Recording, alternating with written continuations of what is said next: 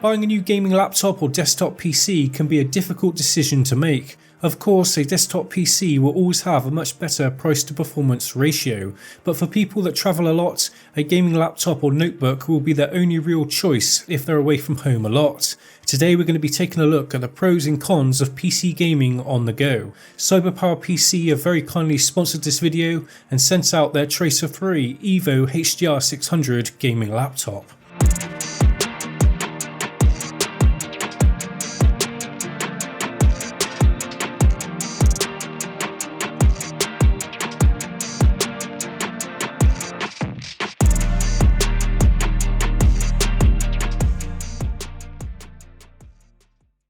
Okay everyone, when buying a new laptop you really need to check the specs carefully, as some are a bit mismatched in my opinion. Don't overlook the display. For example, there's no point in buying a shiny new laptop with a high-end 30 series card if it comes with a 1080p 60Hz display.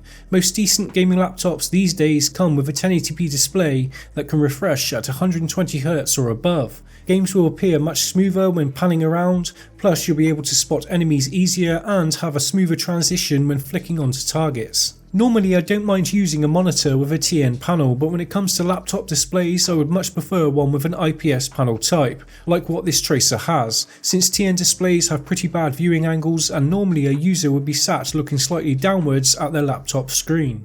Pair that with any glare you might get while you're out and about and the result would be a pretty bad experience overall. Arguably the most important component to look for when buying a new gaming laptop is of course the GPU, especially since you can't upgrade it. While testing out this RTX 2060 in this laptop, I was getting a decent FPS in every game I tried. 1080p is not very demanding, but trying to get around 144 FPS on some AAA titles like Cyberpunk will be impossible at max settings. I had to lower certain in-game graphical settings to get any chance of benefiting from the high refresh rate panel on this CyberPower PC laptop, but esports titles like CSGO, Dota 2 and Rocket League will have no problem capping out this display. Right now, online retailers seem to have plenty of 30 series laptops available, unlike their desktop counterparts. There's a fair amount of stock. Generally I would recommend picking up the latest model if you can afford it, but right now there seems to be a lot of last gen 20 series laptops on sale still up for grabs.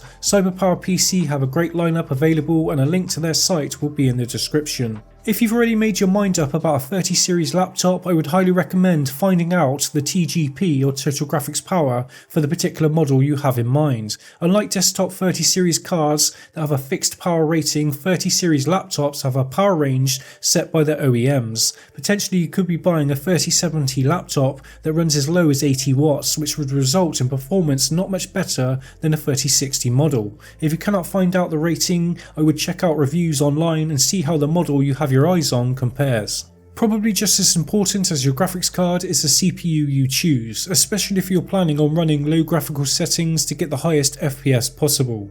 Your CPU will come into play much more at 1080p compared to higher resolutions such as 4K, so you will need to pick a powerful processor that can keep up with your graphics card. Both AMD and Intel offer great options, but you can still quite happily get away with running last gen processors such as the Intel Core i7-9750H, which has 6 cores, 12 threads and boosts up to 4.5 GHz. From my testing, is more than capable of keeping up with an RTX 2060 or above. As for temperatures of this laptop, the GPU never went above 74 degrees Celsius, but the CPU was hitting a toasty 85C while playing CPU intensive games. Due to the tiny chassis all these components are crammed into, it's really not surprising, although the temperatures are perfectly normal and within spec. Right now AMD have their Ryzen 7 5800H and I would highly recommend looking at that. Also Intel have their i7-10750H that boosts up to a whopping 5 GHz. With that said, a Core i5 or Ryzen 5 would be ideal for most people since games generally only use a couple of cores, since it's single core performance that really matters, not how many cores a given CPU has when gaming. Every year laptops get smaller, cooler and quieter compared to previous generations, and this could be another reason to go with the latest gen. Having a beefier GPU and CPU under the hood would not only mean the overall laptop size will be bigger, but the units may get louder and hotter as well. Trust me, no one sleeping next to you would ever put up with this.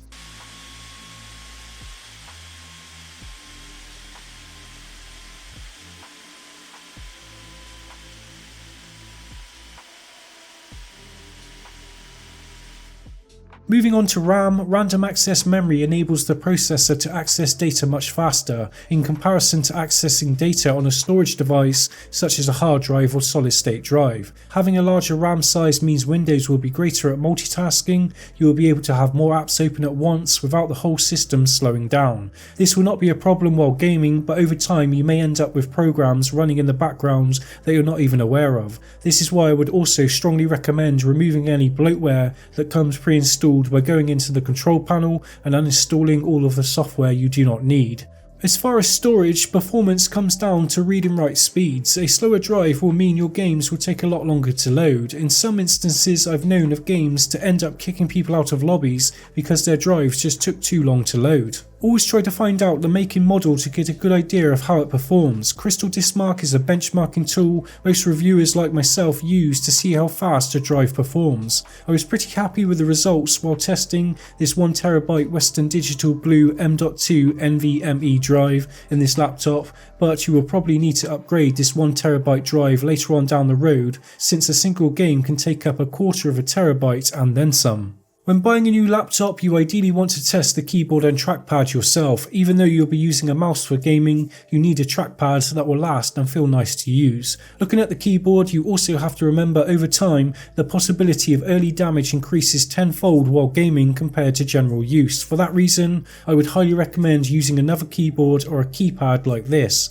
I find Razer's analog switches much better than chiclet keys since they have an extremely short travel distance. As for ports, generally most budget gaming laptops these days come with a decent amount of USB ports and at least one display out. Later down the line you may decide you want to plug your laptop into a TV for some 4K HDR action. Some 30 series laptops have a HDMI 2.1, so that could be yet another reason to go with the latest lineup. Anyway, rounding off the video, firstly a massive shout out to Cyberpower PC for sponsoring this video. Without people like them I would not even be able to make content like this. If you're interested in a new laptop and live in the UK, I would highly recommend checking out their lineup. A link to their site is in the description. So let me know what your opinions are on gaming laptops versus a desktop PC. Do you currently have a gaming laptop? I would love to know your reasons why you chose one over a PC. Don't worry, I won't flame you. I actually have quite enjoyed my little laptop gaming setup over the past week, and boy, Cyberpunk has really improved since I last played it. My name's Mark from Silence Tech. I shall see you all very soon, guys. Please remember to drop a comment down below, like the video, and if you haven't already, to subscribe. Goodbye.